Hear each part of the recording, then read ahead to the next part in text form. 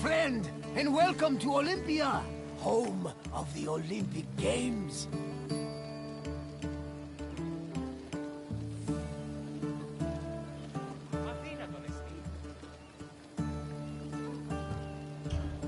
I've often dreamed of competing in the Games. If my sight was better, my legs and arms were stronger, and my coin purse was fatter. But that is not what the gods want, so I continue making the best of the path they've laid out for me.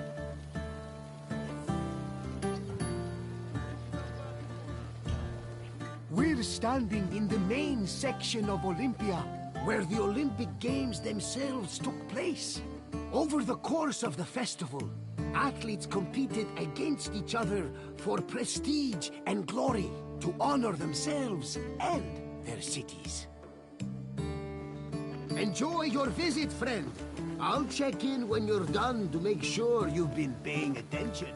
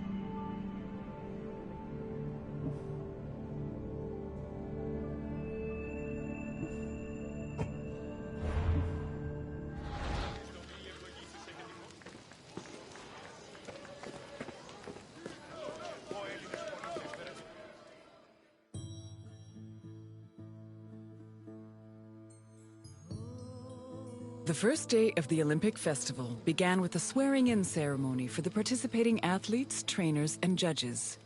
The ceremony took place in front of the altar of Zeus Horkios, or Zeus of the Oath. Athletes would swear that they would follow the Olympic rules, while judges promised to be fair and unbiased. Then the competitions began, starting with a contest between heralds and trumpeters over who would have the privilege of announcing the games. The first day's athletic competitions consisted of wrestling, running, and boxing events for the youngest athletes, aged 12 to 18.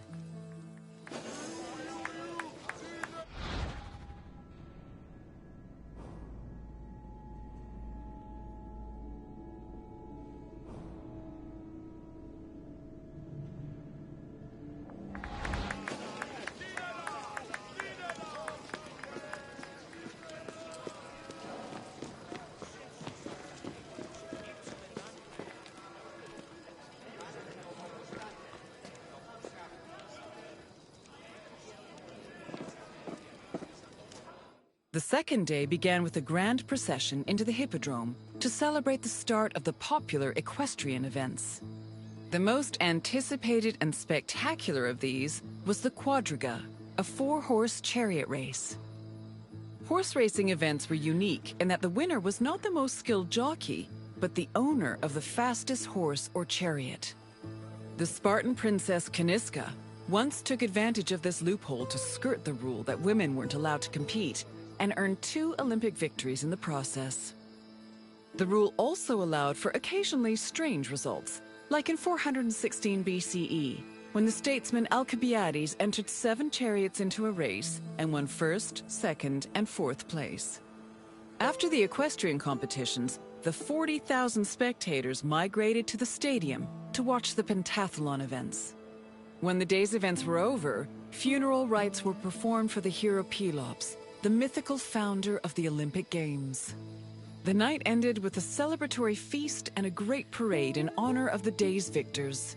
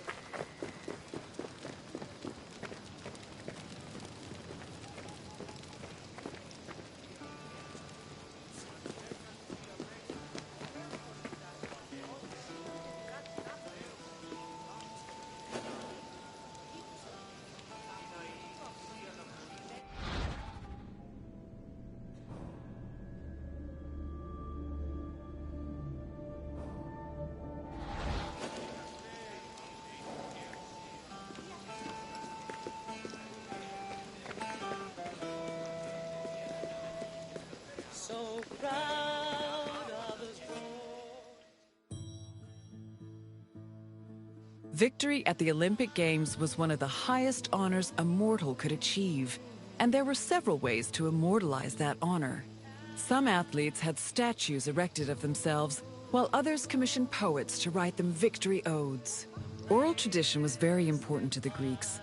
These odes, called eponychia, were often composed by the finest poets in the land, such as Pindar, Simonides, and Bacchylides. They were usually played at banquets and celebrations attended by the triumphant athlete or upon his departure from Olympia.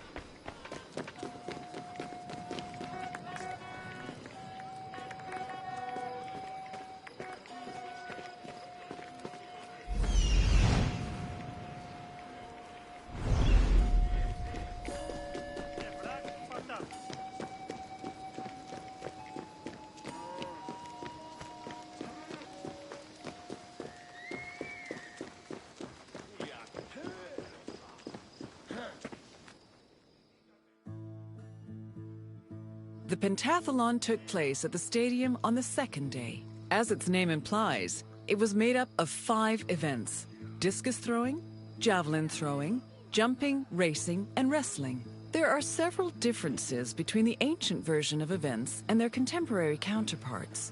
For example, ancient long jumpers held weights in their hands to give them momentum to launch, since there was no run-up before the jump. Similarly, if an athlete won the first 3 events, they were immediately declared the winner, instead of being judged by their overall performance in all 5 events. Running events work the same as they do today, with the notable exception of all the athletes being nude. As for wrestling, competitors were not divided by weight class as they are today, but instead by age. The winner was the first to throw his opponent to the ground 3 times.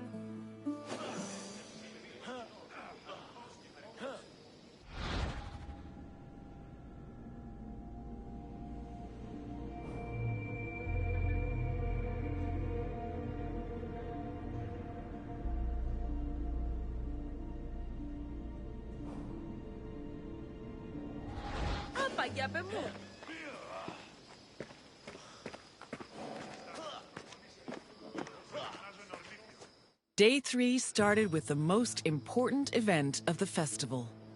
A procession of Hellenodikai, ambassadors, competitors, and animals made their way to the great altar in front of the Temple of Zeus. The animals were then offered as the official sacrifice of the festival.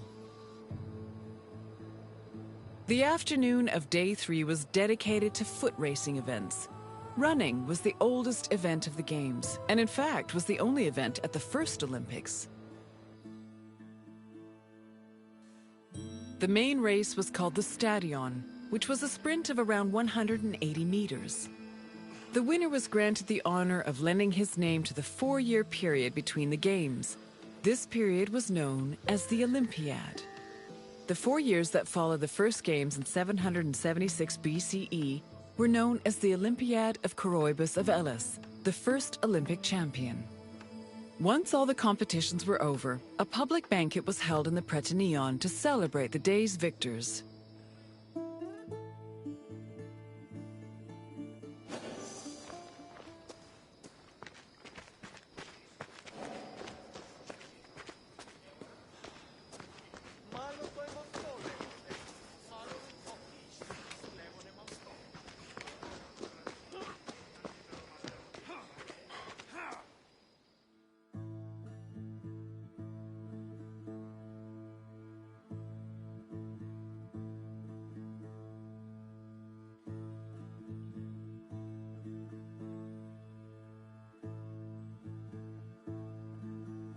Day 4 was mainly for combat events. Wrestling matches were held in the morning, followed by boxing and pankration. Pankration was a no-holds-barred mix between wrestling and boxing. Almost all moves were permitted, except for biting, poking the eyes or mouth, and striking the genitals. The event was very popular, and it was seen as the ultimate expression of strength and technique. Later on in the afternoon, there was a unique racing event called the Hoplitodromos, or Race in Armor. In this event, competitors wore a helmet and held a shield to simulate running in the battlefield.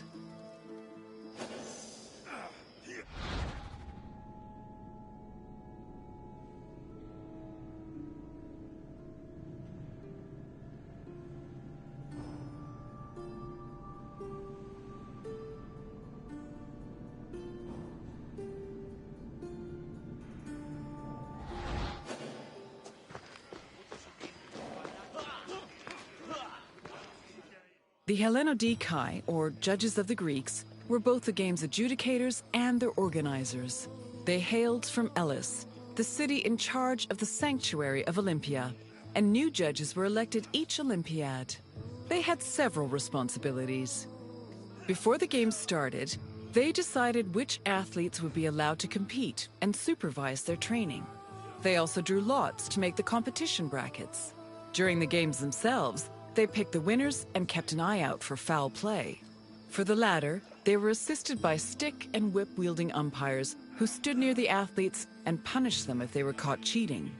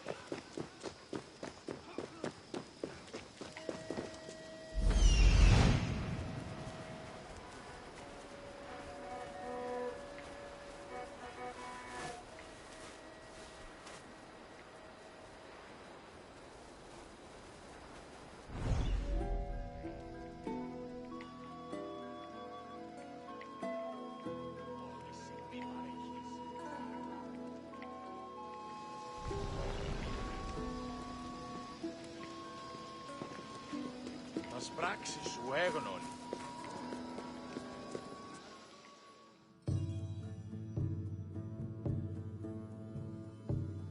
Victory in Olympia was one of the most prestigious honors in all of Greece. Not only would victors be showered in glory in their home city, but their names would be known across Greece. The temptation to glory led some athletes to break their oath to Zeus and cheat. This could be dangerous, as there were many possible punishments should cheaters be caught. They could be disqualified and fined, or if they were caught cheating during a match, they would be beaten by nearby umpires. The most powerful deterrent of cheating, however, was shame. At the foot of Mount Kronios, and on the way to the stadium, were a group of bronze statues called Zanes, the plural of Zeus. These statues were inscribed with the names of the cheating athletes, how they cheated, and the fine that was imposed. The Zanes, which were funded by cheaters' fines, were strategically placed to be highly visible. Individuals or even entire cities could be found guilty of cheating.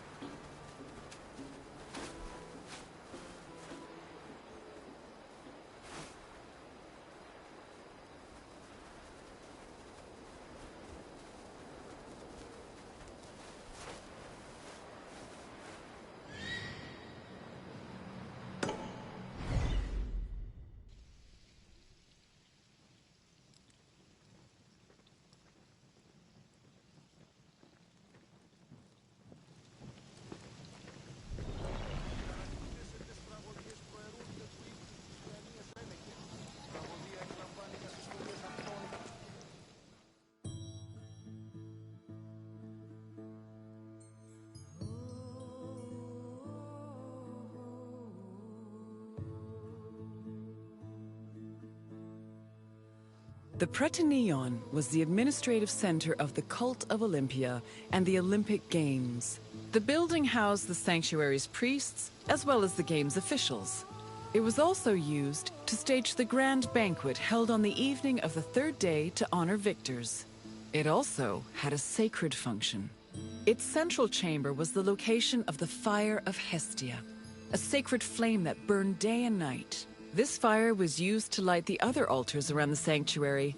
This practice may have partially inspired the modern tradition of carrying the Olympic torch.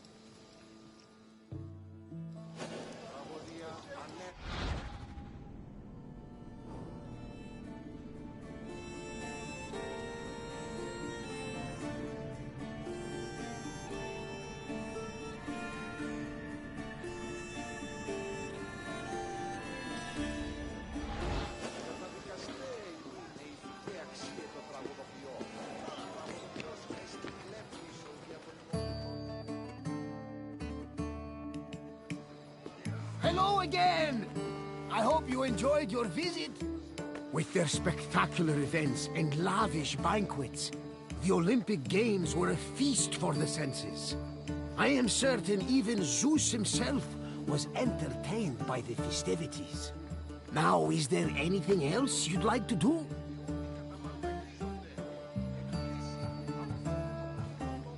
Very well. Safe travels, my friend. Bravest still fight to the ground.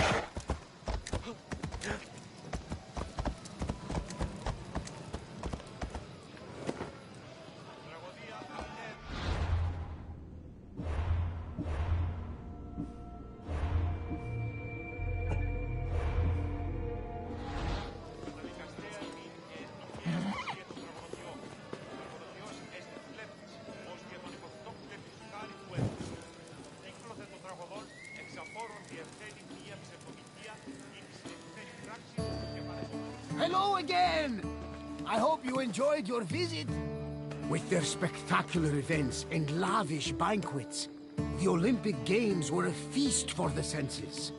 I am certain even Zeus himself was entertained by the festivities.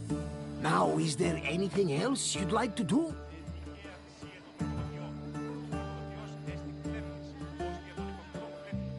Thirsty for more, eh? I don't blame you. Follow me.